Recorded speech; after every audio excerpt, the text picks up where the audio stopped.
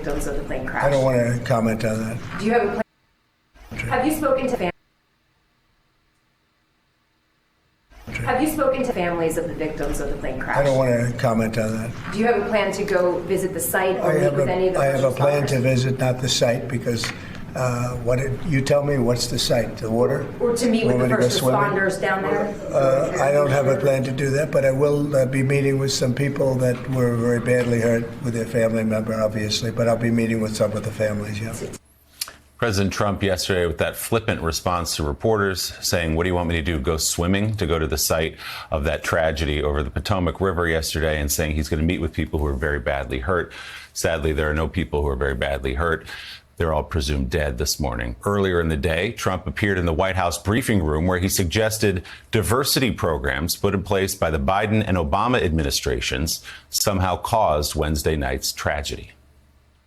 We must have only the highest standards for those who work in our aviation system. I changed the Obama standards from very mediocre at best to extraordinary. I put safety first. Obama, Biden, and the Democrats put policy first.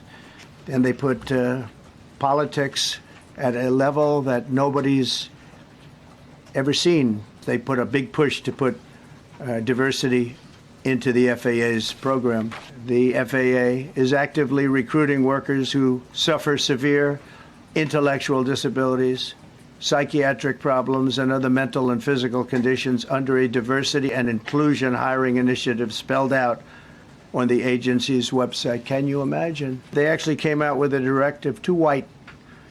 And we want the people that are competent. I'm trying to figure out how you can come to the conclusion right now that diversity had something to do with this crash. Because I have common sense, okay? And unfortunately, a lot of people don't. We want brilliant people doing this.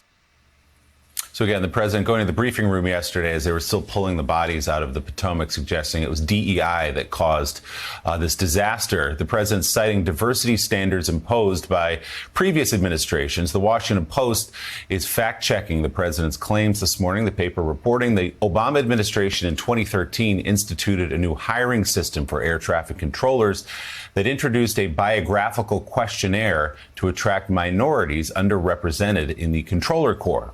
But Trump, in his first term, left the policy in place, and the FAA under Trump in 2019 launched a program to hire controllers using the very criteria he decried at his news conference. NBC's Peter Alexander pressed the president on that. The cited FAA text that you read is real, but the implication that this policy is new or that it stems from efforts that began under President Biden or the Transportation Secretary Pete Buttigieg is demonstrably false. It's been on the FAA's Who said website. That, you? No, it's on the website, the FAA's website. It was there in 2013. It was there for the entirety. What I read. It was there for the entirety of your administration too. So my question is, why didn't you change the policy during your first administration? I did change it. I changed the Obama policy, and we had a very good policy. And then Biden came in and he changed it.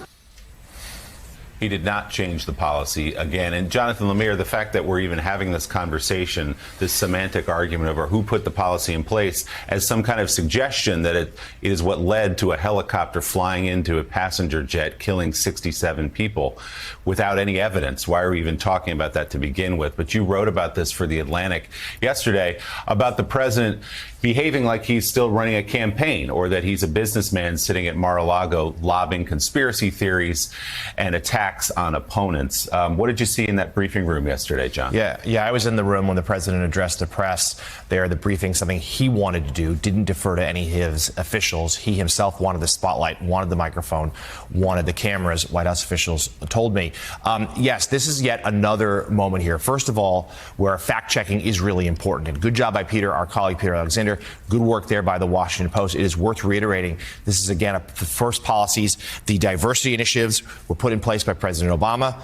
Trump, while he was president, left them there. And then it was his own FAA, when he was in charge, that promoted programs about hiring those with disabilities to join that agency. And that yesterday, he, of course, tried to blame them in a wedge issue, speaking, in moments after a crisis, the nation reeling from it, choosing once again division. Also, lying about his record, very reminiscent, I will say, of during the presidential campaign when he gained much traction from then Vice President Harris and the idea of transgender surgery provided for inmates in prisons. Well, we fact-checked it at the time and found that that program also existed under the Trump administration. He, of course, when he, in his Bureau of Prisons, promoted it, he, of course, did not change it while he was in office. But bigger picture, Willie, it's another moment where this president took a time of national tragedy and tried to use it to score political points and attack his foes. We've seen it a few times this month. The wildfires in Southern California,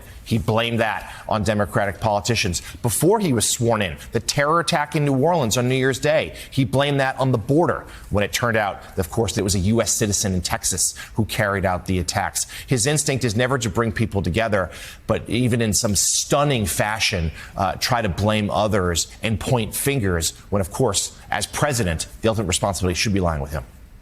And you can almost see him anticipating blame of his administration in some way and projecting that onto everyone else. He also blamed former Transportation Secretary Pete Buttigieg for various issues within the FAA. Buttigieg responded on social media writing, quote, "Despicable. As families grieve, Trump should be leading, not lying. We put safety first, drove down close calls, grew air traffic control, and had 0 commercial airline crash fatalities out of millions of flights on our watch." President Trump now oversees the military and the FAA. One of his first acts was to fire and suspend some of the key personnel who helped to keep our skies safe. Time for the president to show actual leadership and explain what he will do to prevent this from happening again. That's former Transportation Secretary Pete Buttigieg. Katty Kay, watching the president yesterday in that briefing room where Jonathan saw up close, reminded of people who said, you know what, he won a second term now. He's a 2-term president. He did it. Maybe he'll settle in and be the president a lot of people hoped he could be, and put behind him the grievances and personal attacks and all of the things that he used to get back to the White House on the campaign trail. But in this first week, clearly no evidence that that's going to happen. Yeah, or even that this would be the kind of calmer, more grown-up version of the first administration with Susie Wiles in as commander-in-chief. There had been some speculation that, yes, they would move fast. The policies might not be policies that many Democrats would agree with, but things would be efficient and work effectively. I think what we've seen in the last 48 hours is that that is not necessarily the case. We saw the all of the funding drawn back for domestic grants in the country that had to be overturned very quickly. Then we saw the crash and the response to the crash. But it looks like Donald Trump is feeling extremely powerful and realizing that even if he says something or goes too far, then he's not going to get much pushback, right? I mean, yes, Pete Buttigieg came out with a tweet saying that this was despicable, but you have not had a complete outcry, uniform, from members of the Democratic Party responding to what President Trump did, effectively blaming black, brown people, women, people with disabilities for that air crash. I mean, let's be honest, you know, that's what diversity is. And that is what the president said, that black, brown people, women and people with disabilities caused this crash. I mean, where is the outcry from, a coordinated outcry from Democrats? Now, they've been tied up in the hearings on the Capitol Hill. It's just this sense that Donald Trump wants to have a fight. The fact that he signed a memorandum even after that press conference doesn't suggest at all that he thinks he went too far in that press conference. Quite the contrary, he wants to push it even further. And he thinks that there'll be, even if nothing happens that's positive, there'll be very little pushback from a Congress that seems to be either cowed on the Democratic side or compliant on the Republican side. Yeah, not much criticism yesterday from Republicans. There were a group of Democrats held a press conference led by Minority Leader Chuck Schumer, who very specifically and clearly criticized the president for using this moment to sow division again.